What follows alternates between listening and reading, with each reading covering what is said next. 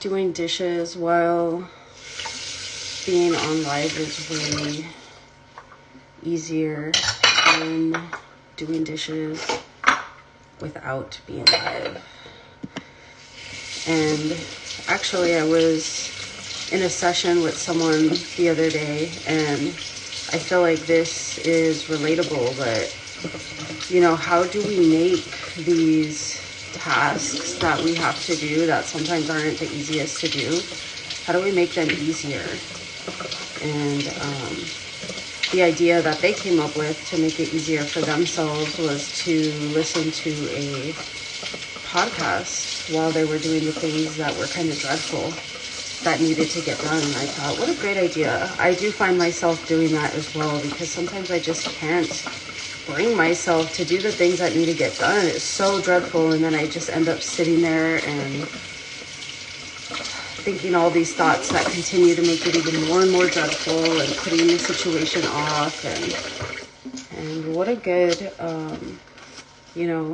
idea to have on purpose. Like, every time I'm gonna do something that I typically consider dreadful, I'm gonna pair it with something that is fun and entertaining and that I really enjoy, so that way I inadvertently stop dreading the thing that needs to get done, but then I also start to look forward to it because of the thing that I'm doing alongside of it, like watching a podcast, or for me these days, going live. So I will be talking about a bunch of different things going live. I feel like a lot of information is coming out of me, a lot of inspiration vibrating through me. So I will be sharing a ton of things. If you've seen my story, you know that I will be going live soon to talk about the subliminal messages that we're all being subjugated to. Hello, welcome, thanks for joining. Happy Sunday, hope you're having a good day. But first, before I get into all of that, I thought I would share a story of this reading that I had yesterday with a woman that sat down at my table. I was at an event doing readings, and her question revolved around the idea that she did not know how to contribute to what's going on in the world right now because she feels stuck. And that's a very relatable experience, because being stuck can also be being in freeze mode. So survival mode is fight, flight, fawn, and freeze. And so anytime we are not in a state of coherence, we could be in a state of survival, aka fight, flight, fawn, and freeze. And for her, it was freeze. She just, every time she saw these images on her feed, on the news, she went into freeze mode and did not know how to contribute. And I feel like many people are in that same boat. And so what her reading ended up revealing is that for her to recognize that she's being fed images to get her activated and in a state of survival on purpose. That was the first thing. And beyond that, being willing to recognize when she is in a state of survival as a result of those images. Fight, flight, fawn, and freeze. In her case, freeze. Okay, so here's the juicy part of it. The reading revealed that getting into a heart-centered state of being and deliberately raising the vibration from your heart, from her heart, was a very valuable contribution to the collective. And every time we have an idea to do something that's going to cause us to grow into a new version of ourselves, we automatically have this voice in our head that tries to tell us not to, or debunk us, or talk us out of it. And so what was happening, because she knows how powerful heart energy is, But what was happening is she was in a state of freeze, number one, so she couldn't access this impulse within herself to start to raise her heart energy and start to, from that place of raising her heart energy, think of the people that she wanted to help or contribute to. So she was instead just stuck. But she also had this voice inside of her head that was saying, that's not good enough.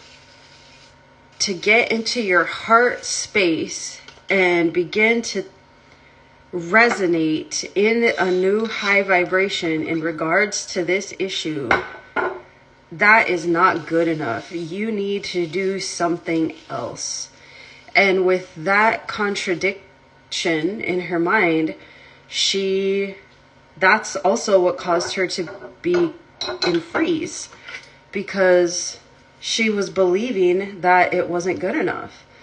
So in the reading, it went on to talk about how powerful heart energy is, and how we kind of live in an era right now where heart energy is necessary. If you think about like the messages that we see, and maybe even some of the things that are going on in the collective experience right now, there's like these dense experiences and emotions being broadcast to us all the time. And I just want to remind you that simultaneous to like horrific things going on in the world, there's also some amazing benevolent experiences going on. New inventions being created, solutions to problems are being born, etc. But we don't get broadcast that information, because if we did, that would definitely turn on our heart center. And that would help us raise our vibration and get into this space that was being advised in her reading. So the reading advised her to remember how powerful living in a heart-centered space is, and how if she wants to contribute to the world at large, practicing being in a heart-centered space is number one at its base already extremely powerful. And if we're going to compare it to a state of freeze, it's way more powerful than a state of freeze. So even if that was the only thing she did, that would be something. So she was agreeing. She was nodding her head and resonating with the message. She already knew this to be true. But then they went on to say that when you are in this heart-centered space, if there are actions that you want to take that you call contribution to the human family, you will be inspired to heart-centered actions, and you would be coming, that solution, that idea would be coming from a love-based reality and not a fear-based reality.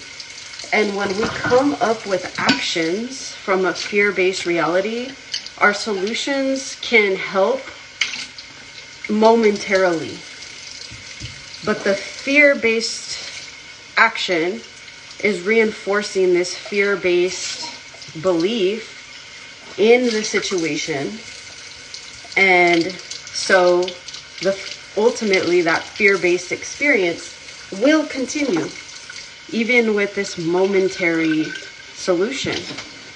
And so they advised her to remain open, to start to understand that it's actually going to take her work. It's not letting her off the hook at all to advise her to prioritize cultivating heart energy for the contribution of the collective. Because if it were easy, she would just be doing it all the time already. It's going to be work for her to recognize these images, feel the contrast, recognize when she's in survival mode, create coherence on purpose, think thoughts that raise her heart energy on purpose.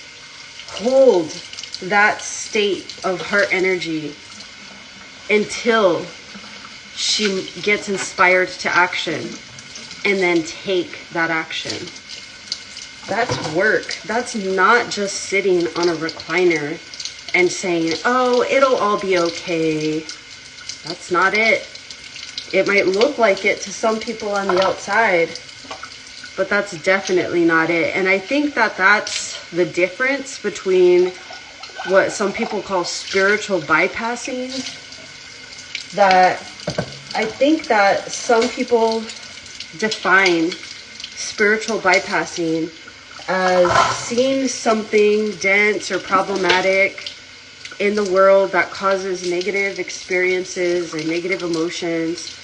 And then when someone refuses to buy into that experience, knowing that it's saying something like, it's all going to be okay, I think that is what some people call spiritual bypassing. But I think what the difference is when you